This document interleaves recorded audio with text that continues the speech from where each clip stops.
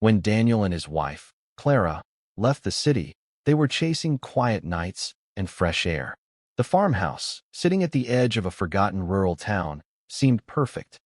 It was massive, weathered wood, tall gables, a creaking wraparound porch. The real estate agent told them it had charm, but what she didn't tell them was its history. From the moment they moved in, the silence felt wrong.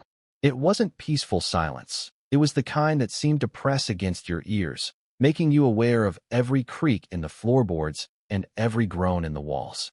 The first night, Clara woke Daniel at 2:43 a.m. "Did you hear that?" she whispered. He listened. Somewhere upstairs, floorboards shifted as if someone was walking slow, deliberate steps. But they hadn't moved any furniture upstairs.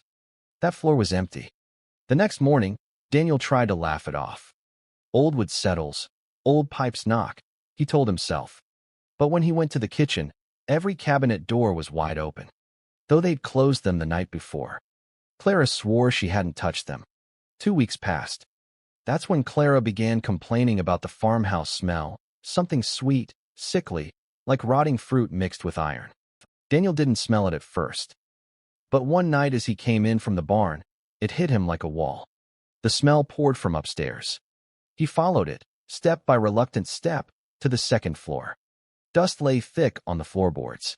But in the center of the hallway was a single, fresh footprint. Bare, wet, and facing his direction. Daniel froze. When he blinked, the print was gone. Clara started to change after that. She barely slept, muttering that they wouldn't let her. Daniel found her one morning sitting at the kitchen table, nails digging into the wood, staring at the wall. On it, carved deep into the plaster, were words, "Get out." She swore she hadn't done it. Desperate, Daniel went into town, hoping someone could tell him about the house. At the diner, when he mentioned the farmhouse on the hill, the place went silent. Finally, an old man leaned across the counter and said, "That land's cursed. Family lived there 100 years ago. Father slaughtered his children in the barn. They say the house keeps them. No one stays long." Daniel tried to dismiss it. But when he returned, the smell of rot was overwhelming. He found Clara in the barn. She was humming, rocking back and forth.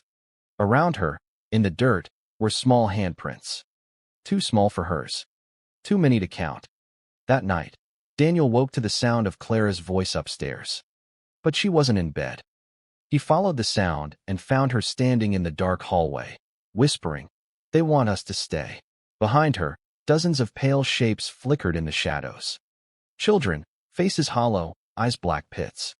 They stared at him with mouths hanging open, dripping darkness onto the floor. Clara turned, smiling a smile that wasn't hers anymore. "You shouldn't have come here," she whispered. "The house doesn't let go." The last thing Daniel remembered was the sound of many small hands rushing toward him. Weeks later, the farmhouse was listed again. The agent smiled at the new couple touring the property, telling them it was full of charm. And somewhere in the upstairs hallway, faintly etched into the plaster, new words had appeared. "Welcome home."